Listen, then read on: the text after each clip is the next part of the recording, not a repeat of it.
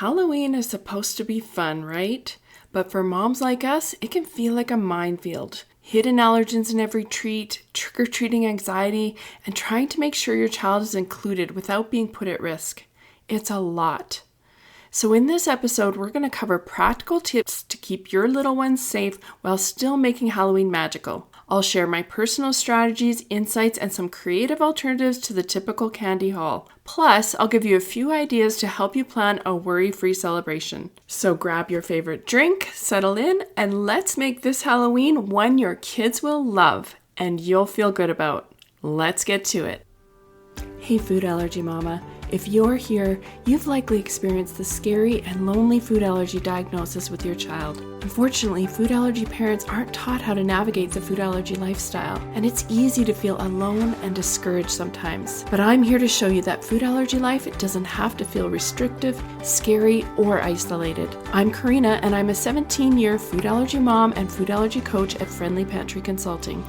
I specialize in making food allergy life safer and less worrisome for food allergy families like yours. I'm not perfect, but over 17 years, I've learned a lot the hard way, and I'm sharing the secrets and resources you won't hear anywhere else that will help you feel confident living with food allergies faster and easier than I did. From introducing allergens, travel, navigating school, and educating friends and family, this podcast will give you the essential tips and strategies you need to help your food allergy child and family thrive.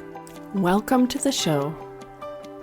Dealing with food allergies is like navigating a ship through stormy waters. As a food allergy mom, you're the captain, doing everything you can to steer your child towards safety. You're running all over the deck, trying to see where to go, while running back to the helm to actually steer the boat to where you think it should go. But sometimes, the storm is overwhelming. The fear of a reaction, the anxiety of Halloween and other events, and the pressure of getting it right. Now imagine trying to navigate that storm without a map or compass. You're relying on your instincts, but the winds are strong and the waves are unpredictable. You can't see clearly, and every decision feels like a risk. But getting help from a trusted mentor is like getting that map and compass. They guide you through the storm, showing you safe pathways you couldn't see on your own. They help you to understand where the danger zones are and where you can sail with confidence. Now you don't have to run so much anymore. Instead, you steer the boat where you want to go without all the stress of figuring everything out. Without a mentor's help, you're left guessing in the dark. But with it, you can navigate the waters with knowledge and assurance, knowing that you're making the best decisions for your child. Like every great captain relies on a crew, moms don't have to face food allergies alone.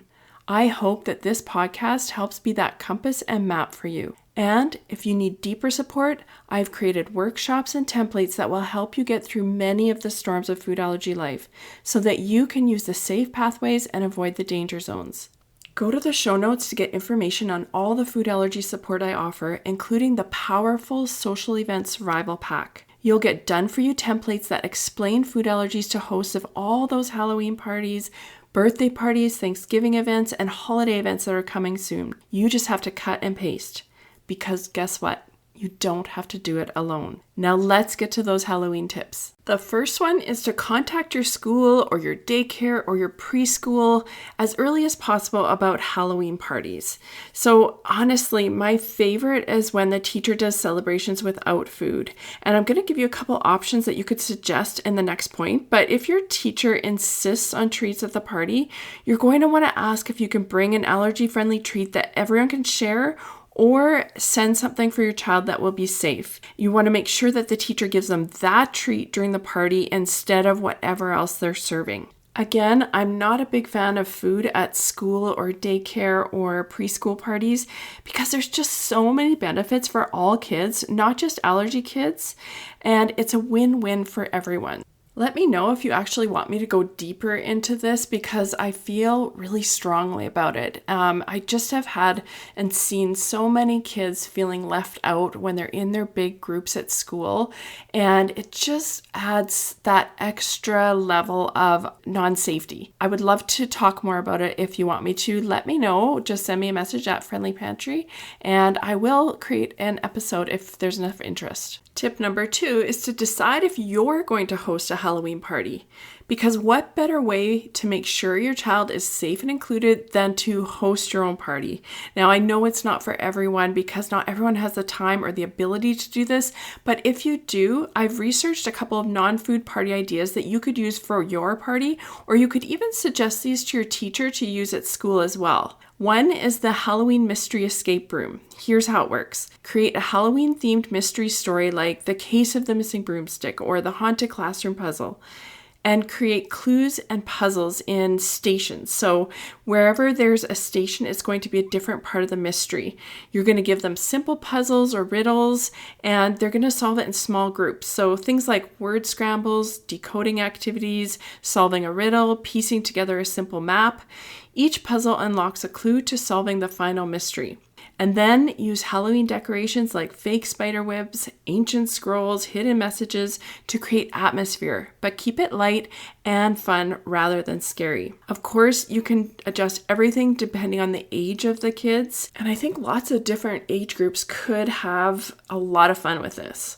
Another idea, maybe for younger kids, would be a Halloween costume parade and story time. Basically, each child comes dressed in a costume, or you can make simple ones with maybe paper masks or hats.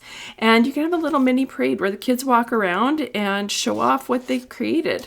After the parade, you can gather everyone around for a special Halloween-themed story time.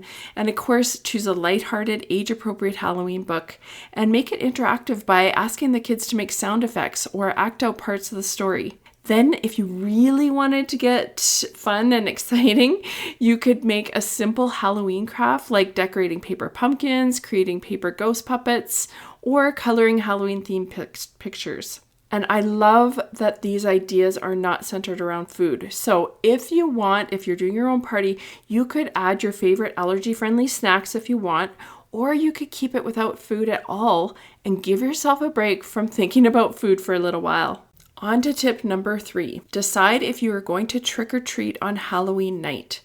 If you are going to trick or treat, then I definitely recommend looking into the Teal Pumpkin Project, because the Teal Pumpkin Project was created so that food allergy kids can feel safe and included as they trick or treat.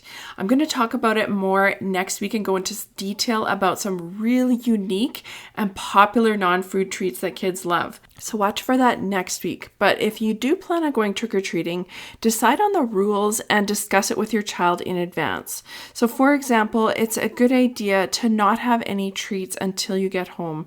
It's not only so that you can check labels, but also to ensure that candy hasn't been tampered with. The other thing you don't want to do is have your child digging in all that unsafe candy, because if it opens and they get their allergen all over their hands, it can cause, contact reactions on their skin. And if they put their hands in their mouth, eyes, nose, it can cause a reaction. So waiting until you get home is always a good idea to avoid all of those issues. Once you get home, definitely go through each piece of candy and sort it into safe and unsafe. I'll talk about what you could do with the unsafe candy in a moment, but I want to encourage you to read every single label, even if it's a brand that is usually safe, because guess what? Different sizes of the same treats can be made in different facilities and even with different ingredients. So it's important to read that label before eating anything on Halloween. If there isn't a label, consider it unsafe. Tip number 5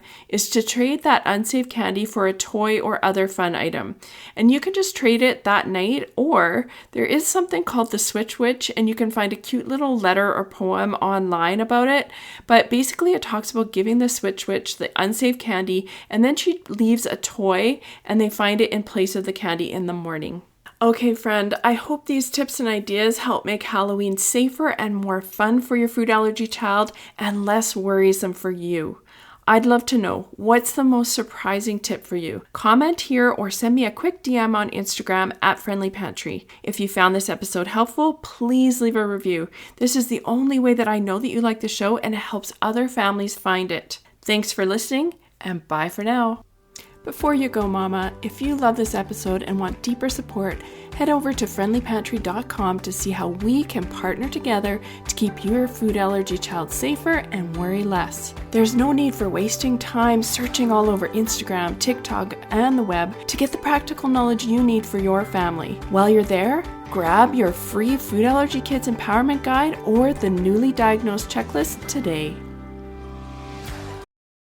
Topics are not medical advice and are the opinions, views, and property of Friendly Pantry Consulting Incorporated. All rights reserved. Always contact your board-certified allergist, immunologist for health advice.